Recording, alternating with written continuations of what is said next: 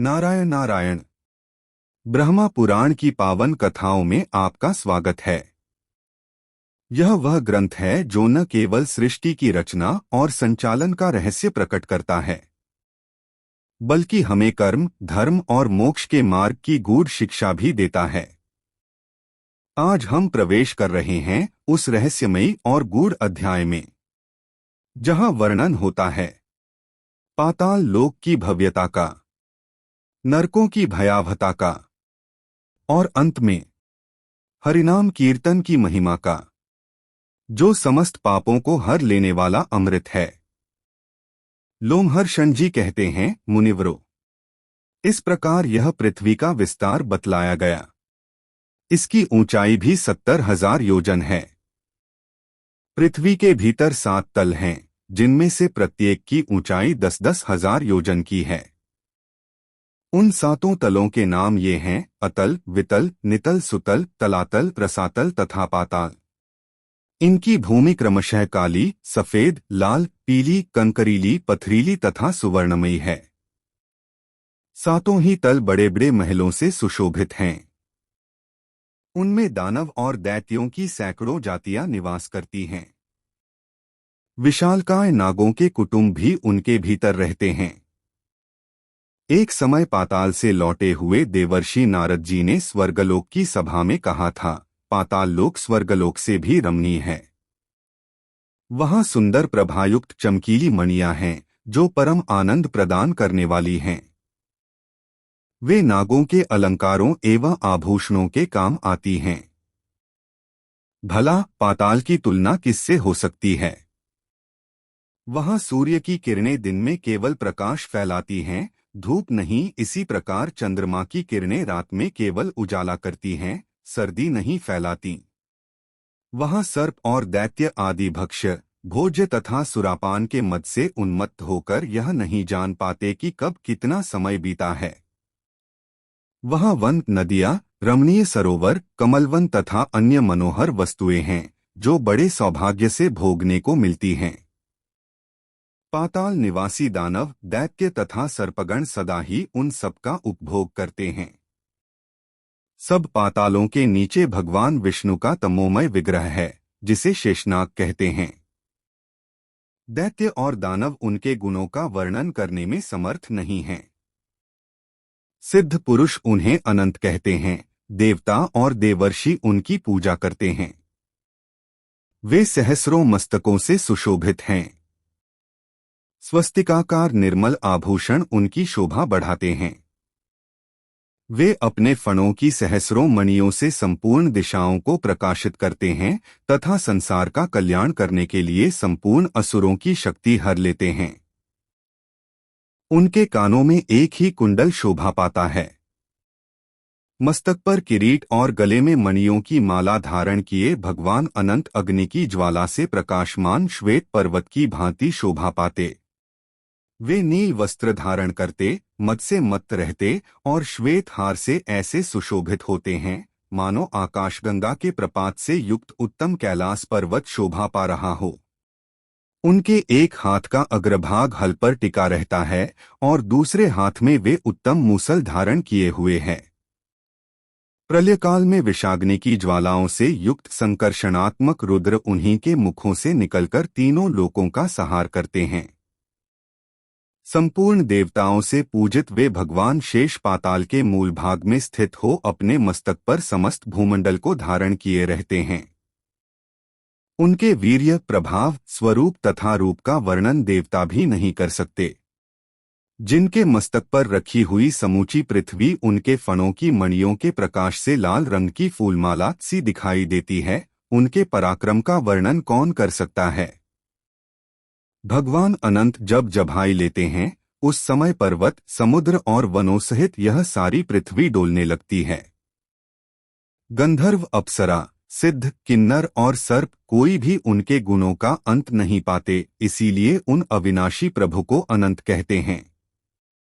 जिनके ऊपर नागवधुओं के हाथों से चढ़ाया हुआ हरिचंदन बारंबार श्वास वायु के लगने से संपूर्ण दिशाओं को सुवासित करता रहता है। प्राचीन ऋषि गर्ग ने जिनकी आराधना करके संपूर्ण ज्योतिष शास्त्र का यथार्थ ज्ञान प्राप्त किया था, उन्हीं नागश्रेष्ठ भगवान शेष ने इस पृथ्वी को धारण कर रखा है और वे ही देवता, असुर तथा मनुष्यों के सहित समस्त लोकों का भरण पोषण करते हैं। ब्राह्मणों, पाताल के अनंतर रौरव आदि नरक हैं, जिनमें पापियों को गिराया जाता है। उन नरकों के नाम बतलाता हूँ, सुनो। रौरव, शौकर, रोध, तान, विषसन, महाज्वाल, तप्तकुंभ, महालोभ, विमोहन, रुधिरांध, वसातप्त, कृमीश, कृमिभोजन, असिपत्रवन, लालाभक्ष्य, पूर्वः, वहनिज्वाल, अधः शिरा, संदंश, कृष्णसूत्र, तम, अवीची, श्वभोजन तथा अप्रतिष्ठ इत्यादि बहुत से नरक हैं, जो अत्यंत भयंकर हैं। ये सब यम के राज्य में हैं। शस्त्र, अग्नि और विष के द्वारा यातना देने के कारण वे सभी नरक अत्यंत भयंकर हैं। जो मनुष्य पाप कर्मों में लगे रहते हैं, वे ही उन नरकों में गिरते हैं। जो झूठी गवाही देता, पक्षपात पूर्वक बोलता तथा असत्य भाषण करता है, वह मनुष्य रौरव नरक में पड़ता है। जो गर्भ के बच्चे की हत्या कराता, गुरु के प्राण लेता, गाय को मारता तथा दूसरों के श्वास रोककर मार डालता है, वे सभी घोर रौरव नरक में गिरते हैं। शराबी, ब्रह्महत्यारा, सुवर्ण की चोरी करने वाला तथा इन पापियों से संसर्ग रखने वाला मानव शौकर नरक में जाता है। जो क्षत्रिय और वैश्य की हत्या करता, गुरुपत्नी से संसर्ग रखता, बहन के साथ व्यभिचार करता तथा राजदूत के प्राण लेता है, वह तप्तकुंभ नामक नरक में पड़ता है। जो शराब तथा सिंह को बेचता और अपने भक्त का त्याग करता है, वह तप्तलो नामक नरक में गिरता है। पुत्री और पुत्र वधू के साथ समागम करने वाला पापी महाज्वाल नामक नरक में गिराया जाता है। जो नीच अपने गुरुजनों का अपमान करता, उन्हें गालियां देता, वेदों को दूषित करता, उन्हें बेचता तथा अगम्या स्त्रियों के साथ समागम करता है, वे सभी शबल नामक नरक में जाते हैं। चोर तथा मर्यादा में कलंक लगाने वाला मनुष्य विमोह नामक नरक में गिरता है। देवताओं, द्विजों तथा पितरों से द्वेष रखने वाला एवं रत्न को दूषित करने वाला मनुष्य कृमिभक्ष्य नामक नरक में पड़ता है। जो दूषित यज्ञ करता और देवताओं, पितरों एवं अतिथियों को दिए बिना ही स्वयं खा लेता है, वह लालाभक्ष्य नामक भयंकर नरक में जाता है। बाण बनाने वाला बेधक नाम के नरक में गिरता है। जो कर्णी नामक बाण तथा खड्ग आदि आयुधों का निर्माण करता है, वह अत्यंत भयंकर विषसन नामक नरक में गिराया जाता है। जो द्विज नीच प्रतिग्रह स्वीकार करता है, यज्ञ के अधिकारियों से यज्ञ करवाता है तथा केवल नक्षत्र बताकर जीविका चलाता है, वह अधोमुख नामक नरक में जाता है। जो अकेला ही मिठाई खाता है, वह मनुष्य कृमिपुए नामक नरक में जाता है। लाख, मांस, रस, तिल और नमक बेचने वाला ब्राह्मण भी उसी नरक में पड़ता है। बिल्ली, मुर्गी, बकरा, कुत्ता, सूअर तथा चिड़िया पालने वाला भी कृमिपुए में ही गिरता है। जो ब्राह्मण रंगमंच पर नाचकर जीविका चलाता, नाव चलाता, जारज मनुष्य का अन्न खाता, दूसरों को जहर देता, चुगली खाता, भैंस से जीविका चलाता, पर्व के दिन स्त्री संभोग करता, दूसरों के घर में आग लगाता, मित्रों की हत्या करता, शकुन बताकर पैसे लेता, गांव भर की पुरोहिती करता तथा सोमरस बेचता है, वह रुधिरांध नामक नरक में गिरता है। भाई को मारने वाला और समूचे गांव को नष्ट करने वाला मनुष्य वैतरणी नदी में जाता है। जो वीर्यपान करते, मर्यादा तोड़ते, अपवित्र रहते और बाजीगरी से जीविका चलाते हैं, वे कृच्छ्र नामक नरक में गिरते हैं। जो अकारण ही जंगल कटवाता है, वह असिपत्रवन नामक नरक में जाता है। भेड़ के व्यापार से जीविका चलाने वाले और मृगों का वध करने वाले वहनिज्वाल नामक नरक में गिराए जाते हैं। जो व्रत का लोप करने वाले तथा अपने आश्रम से भ्रष्ट हैं, वे दोनों ही संदेश नरक की यातना में पड़ते हैं। जो मनुष्य ब्रह्मचारी होकर दिन में सोते और स्वप्न में वीर्यपात करते हैं तथा जो लोग अपने पुत्रों द्वारा पढ़ाए जाते हैं, वे श्वभोजन नामक नरक में गिरते हैं। ये तथा और भी सहस्रों नरक हैं, जिनमें पापी मनुष्य यातना में डालकर पीड़ित किए जाते हैं। ऊपर जो पाप गिनाए गए हैं, उनके अतिरिक्त दूसरे भी सहस्रों प्रकार के पाप हैं, जिनका फल नरक में पड़े हुए पापी जीव भोगते हैं। जो लोग मन, वाणी और क्रिया द्वारा अपने वर्ण और आश्रम के विपरीत आचरण करते हैं, वे नरकों में पड़ते हैं। नरक में पड़े हुए जीव नीचे मुंह करके लटका दिए जाते हैं और उसी अवस्था में वे स्वर्ग सुख भोगने वाले देवताओं को देखते हैं। इसी प्रकार देवता भी उक्त अवस्था में पड़े हुए नरक के जीवों को देखते रहते हैं। ऐसा होने से उनकी धर्म के प्रति श्रद्धा और पाप के प्रति विरक्ति बढ़ती है। स्थावर, कीट, जलचर पक्षी, पशु, मनुष्य, धर्मात्मा, देवता तथा मोक्ष प्राप्त महात्मा ये क्रमशः एक से दूसरे सहस्रगुने श्रेष्ठ हैं।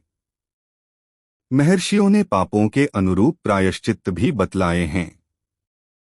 स्वयंभुव मनु आदि स्मृतिकारों ने बड़े पाप के लिए बड़े और छोटे पाप के लिए छोटे प्रायश्चित्त बतलाए हैं। वे सब तपस्या रूप हैं। तपस्या रूप जो समस्त प्रायश्चित्त हैं, उन सब में भगवान श्री कृष्ण का निरंतर स्मरण श्रेष्ठ है। पाप कर लेने पर जिस पुरुष को उसके लिए पश्चात्ताप होता है, उसके लिए एक बार भगवान श्रीहरि का स्मरण कर लेना ही सर्वोत्तम प्रायश्चित्त है।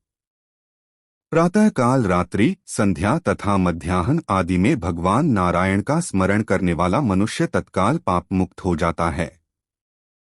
भगवान विष्णु के स्मरण और कीर्तन से समस्त क्लेश राशि के क्षीण हो जाने पर मनुष्य मुक्त हो जाता है। विप्रवरो, जप, होम और अर्चन आदि के समय जिसका मन भगवान वासुदेव में लगा होता है, वह तो मोक्ष का अधिकारी है। उसके लिए फल रूप से इंद्र आदि के पद की प्राप्ति विघ्न मात्र है। कहाँ तो जहाँ से पुनः लौटना पड़ता है, ऐसे स्वर्गलोक में जाना, और कहाँ मोक्ष के सर्वोत्तम बीज वासुदेव मंत्र का जप। इनमें कोई तुलना ही नहीं है। इसलिए जो पुरुष रात दिन भगवान विष्णु का स्मरण करता है, वह अपने समस्त पातकों का नाश हो जाने के कारण कभी नरक में नहीं पड़ता। एक ही वस्तु समय समय पर दुहक सुख, ईर्ष्या और क्रोध का कारण बनती है।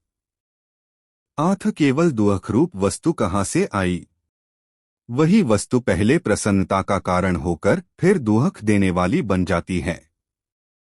फिर वही क्रोध और प्रसन्नता का भी हेतु बनती है। इसलिए कोई भी वस्तु न तो दुहक रूप है न सुख रूप। यह सुख और दुहक आदि तो मन का विकार मात्र है।